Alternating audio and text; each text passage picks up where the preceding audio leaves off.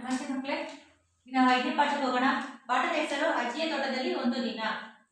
ಏನು ಅಜ್ಜಿಯ ತೋಟದಲ್ಲಿ ಒಂದು ದಿನ, ಏನಾಗಿದೆ ಅಲ್ಲಿ ಒಂದು ದಿನ ಅನ್ನೋದನ್ನ ನೋಡೋಣ. ತೋಟ ಅಂದ್ರೆ ನಿಮಗೆ ಬಗೆ ಬಗೆಯ ಗಿಡಗಳನ್ನ ನೋಡ್ಬೋದು ಅಲ್ವಾ, ಬಗೆ ಬಗೆಯ ತರಕಾರಿಗಳು ಬೆಳಿಬೋದು, ಬಗೆ ಬಗೆಯ ಹೂಗಳನ್ನ ಬೆಳಿಬೋದು ಅಲ್ಲಿ.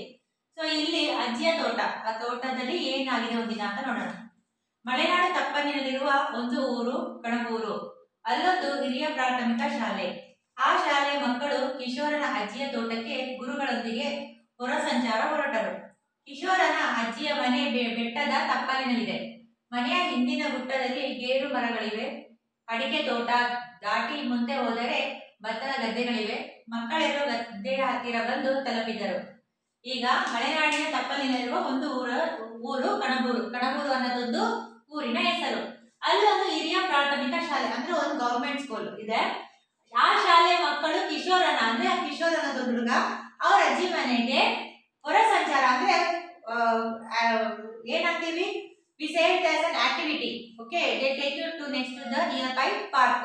ಆ ತರ ಕರ್ಕೊಂಡು ಹೋಗ್ತೀವಲ್ಲ, ಅದೇ ತರ ಅಲ್ಲಿ ಆ ಊರಲ್ಲಿ ಏನ್ ಮಾಡಿದ್ದಾರೆ, ಕಿಶೋರನ ಅಜ್ಜಿ ಮನೆ ಹತ್ರ ತುಂಬಾ ತೋಟ ಇದೆ, ಗದ್ದೆ ಇದೆ, ಹೊಲ ಇದೆ, ಅದನ್ನ ನೋಡೋದಕ್ಕೋಸ್ಕರ ಅದು ಪಾಠಕ್ಕೆ ಅನುಕೂಲ ಆಗುತ್ತೆ ಅಂತ ಅವ್ರನ್ನ ಹೊರ ಸಂಚಾರ ಹೊರಗಡೆ ಕರ್ಕೊಂಡು ಹೋಗ್ತಾರೆ.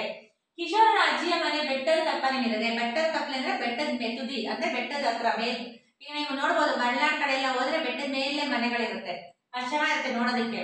ಮನೆಯ ಹಿಂದೆ ಗುಟ್ಟದಲ್ಲಿ ಗೇರು ಮರಗಳಿವೆ. ಅಂದ್ರೆ ತುಂಬಾ ಮರಗಳೆಲ್ಲ ತುಂಬಾ ಇದೆ. ಈಗ ನೋಡಿದ್ರೆ ನೀವು ಮಲೆನಾಡಲ್ಲಿ ನೋಡಿದ್ರೆ ಎಲ್ಲಿ ನೋಡಿದ್ರು ಬರೀ ಬೆಟ್ಟ ಗುಡ್ಡ ಮರಗಳೇ ಇರುತ್ತೆ. ಅಲ್ಲೂ ಅಷ್ಟೇ ಬರೀ ಮರಗಳೇ ಇದೆ. ಎಲ್ಲಿ ಅಜ್ಜಿಯ ಮನೆ ಹಿಂದೆ. ಅಡಿಕೆ ತೋಟದ ದಾಟಿ ಮುಂದೆ ಹೋದರೆ ಭತ್ತದ ಗದ್ದೆಗಳಿವೆ. ಭತ್ತದ ಗದ್ದೆ ಅಂದ್ರೆ ನೀವು ಎಲ್ಲಿ ಅಕ್ಕಿ ಬೆಳೆದಿವೋ ಅದನ್ನ ನಾವು ಭತ್ತದ ಗದ್ದೆ ಅಂತ ಕರಿತೀವಿ. ಮಕ್ಕಳೆಲ್ಲರೂ ಗದ್ದೆಯ ಹತ್ತಿರ ಬಂದು ತಲುಪಿದರು. ಎಲ್ಲರೂ ಎಲ್ಲಿ ಬಂದು ತಲುಪಿದ್ರು, ಗದ್ದೆ ಹತ್ರ ಬಂದು ತಲುಪ್ತಾರೆ. ಗದ್ದೆ ಹತ್ತಿರಲ್ಲಿ ಅಕ್ಕಿನ ಬೆಳಿತಾರೆ. ಇದು ಯಾವ ಬೆಳೆ ಎಂದು ಪೀಟರ್ ಪ್ರಶ್ನಿಸಿದ. ಇದು ಭತ್ತದ ಬೆಳೆ ಎಂದರು ಗುರುಗಳು. ಓ, ಇದೇನಾ ಭತ್ತದ ಪೈರು?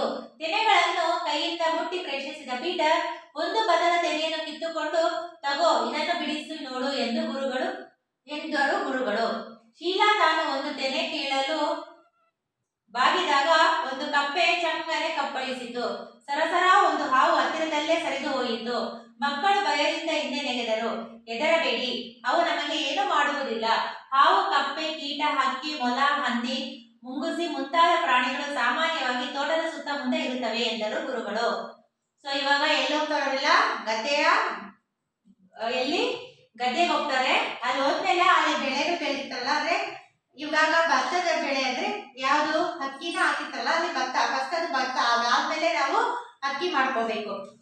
ಇದು ಯಾವ ಬೆಳೆ ಅಂತ ಯಾರನ್ನ ಕೇಳ್ತಾರೆ, ಪೀಟರು ಗುರುಗಳನ್ನ ಕೇಳ್ತಾರೆ. ಸೊ ನಿಮಗೆ ಇದು ಗೊತ್ತಾಗ್ಬೇಕಂದ್ರೆ ಅದ್ರದ್ದೊಂದು ತೆನೆನ ಕಿತ್ಕೊಂಡು ಬಿಡಿಸಿ ನೋಡು ಅಂತ ಗುರುಗಳು ಪೀಟರ್ಗೆ ಹೇಳ್ತಾರೆ. ಶೀಲಾ ಏನ್ ಮಾಡ್ತಾರೆ, ಈ ಬಗ್ಗಿ ಅದನ್ನ ಕಿತ್ಕೊಳಕ್ ಹೋಗೋಷ್ಟ್ರಲ್ಲಿ ಅಲ್ಲಿ ಕಪ್ಪೆ ಎಗಿರ್ತಾರೆ. ಕಪ್ಪೆ ಎಗಿದ ತಕ್ಷಣ ಭಯ ಆಗ್ಬಿಡುತ್ತೆ.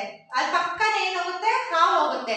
ಅವಳಿಗೆ ಇದ್ದಿದ್ದು ಭಯ ಆಗಿ ಹಿಂದಕ್ಕೆ ಬಂದ್ಬಿಡ್ತಾಳೆ. ಯಾರು, ಶೀಲಾ. ಅವಾಗ ಗುರುಗಳು ಹೇಳ್ತಾರೆ, ಇದೇನು ಭಯ ಪಡ್ಬೇಕಾಗಿಲ್ಲ, ನೀವ್ ಯಾವಾಗ್ಲೂ ಸಾಮಾನ್ಯವಾಗಿ ತೋಟ ಸುತ್ತಮುತ್ತ ಯಾವ್ಯಾವ ಪ್ರಾಣಿ ಇರುತ್ತೆ, ಹಾವು, ಕಪ್ಪೆ, ಕೀಟ, ಹಕ್ಕಿ, ಮೊಲ, ಹಂದಿ, ಮುಂಗುಸಿ ಅಂತ ಗುರುಗಳು ಶೀಲಾಗೆ ಹೇಳ್ತಾರೆ. ಮತ್ತೊಮ್ಮೆ ಹೇಳ್ತೀನಿ ನೋಡಿ.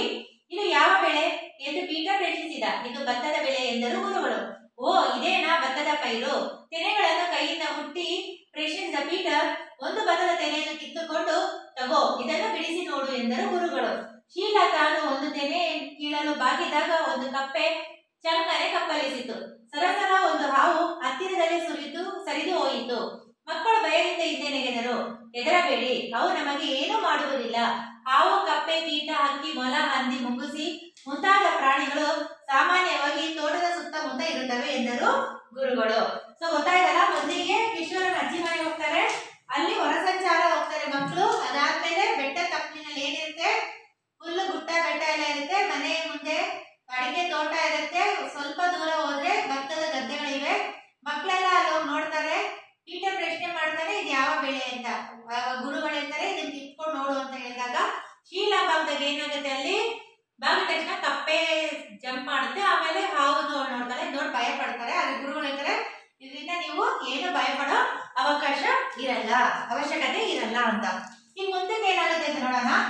ಮಕ್ಕಳು ಮಾತನಾಡುತ್ತಾ ಗದ್ದೆಯ ಬದುವಿನಲ್ಲಿ ನಡೆದು ತೋಡು ದಾಟಿ ಅಡಿಕೆ ತೋಟಕ್ಕೆ ಬಂದರು. ತೋಟದ ನಡುವೆ ಬಿದ್ದಿದ್ದ ಒಂದು ಹಣ್ಣನ್ನು ಹೆಕ್ಕಿದ ಮೇಲೆ ಓ, ಇಲ್ಲಿ ನೋಡಿ ಸೌತೆಕಾಯಿ ಎಂದಳು. ಅಲ್ಲಲ್ಲ, ಅದು ಹೀರೆಕಾಯಿ ಎಂದನು ರಫೀಕ್. ಎರಡೂ ಅಲ್ಲ, ಅದು ಕೋಕೋ ಹಣ್ಣು. ಇದನ್ನು ಚಾಕ್ಲೇಟ್ ತಯಾರಿಸಲು ಬಳಸುತ್ತಾರೆ. ಯಾವುದೋ ಪ್ರಾಣಿ ಅದನ್ನು ಕಿತ್ತು ಹಾಕಿದೆ, ಬಹುಶಃ ಅಳಿಲೇ ಇರಬೇಕು ಎಂದರು ಗುರುಗಳು.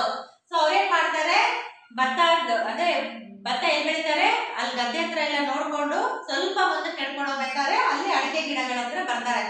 ಆ ರೋಡ ಬರ್ಬೇಕಾದ್ರೆ ಒಂದು ಹಣ್ಣು ಕೆಳಗಡೆ ಬಿದ್ದಿರುತ್ತೆ. ಅದನ್ನ ತೆಗ್ಬಿಟ್ಟು ಒಂದ್ ಸ್ವಲ್ಪ ನೋಡ್ತಾರೆ. ಅದನ್ನ ನೋಡ್ಮೇಲೆ ಯಾರು ಮೇಲೆ ಹೇಳ್ತಾಳೆ ಇದು ಸೌತೆಕಾಯಿ ಅಂತ.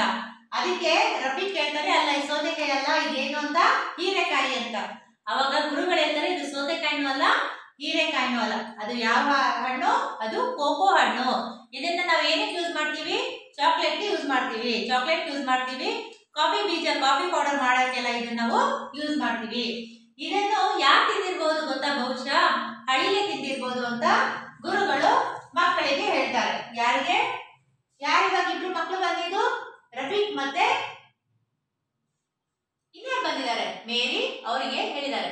ಅಷ್ಟರಲ್ಲಿ ಅಜ್ಜಿ ತೋಟದಲ್ಲಿ ಏನೋ ಮಾಡುತ್ತಿರುವುದನ್ನು ಕಂಡ ಮಕ್ಕಳು ಅಲ್ಲಿಗೆ ಓಡಿದರು. ನಿಧಾನವಾಗಿ ಬನ್ನಿ, ಮುಳ್ಳುಗಳು ಇರಬಹುದು ಎಂದು ಎಚ್ಚರಿಸಿದ ಅಜ್ಜಿ.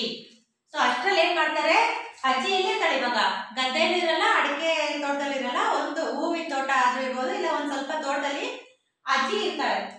ಅಷ್ಟರಲ್ಲಿ ಅಜ್ಜಿ ತೋಟದಲ್ಲಿ ಏನೋ ಮಾಡ್ತಿರೋದು ಕಂಡು ಮಕ್ಕಳು ಅಲ್ಲಿಗೆ ಓಡಿದರು.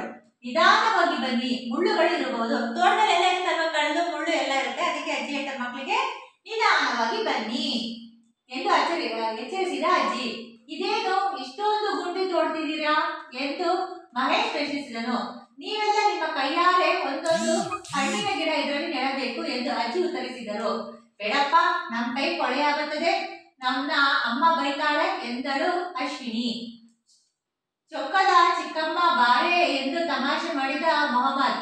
ಕೈ ಕೆಸರಾದರೆ ಬಾಯಿ ಮೊಸರು ಎಂದು ಹೇಳುತ್ತಾ ಒಂದು ಗಿಡ ತೆಗೆದುಕೊಂಡು ನೆಡಲು ಆರಂಭಿಸಿದನು. ಅಂತೆಯೇ ಎಲ್ಲಾ ಮಕ್ಕಳು ಒಂದೊಂದು ಗಿಡ ನೆಟ್ಟರು. ಕೈ ತೊಳೆದು ಅಜ್ಜಿ ಕೊಟ್ಟ ಹಣ್ಣನ್ನು ತಿಂದು ತೋಟಲೆಲ್ಲ ಸುತ್ತಾಡಿದರು. ತೋಟದಲ್ಲಿದ್ದ ಬಾಳೆ, ಅಡಿಕೆ, ತೆಂಗು, ಕಾಳು ಮೆಣಸು, ಕಾಫಿ, ಏಲಕ್ಕಿ ಮೊದಲಾದ ಗಿಡಗಳನ್ನು ನೋಡಿದರು.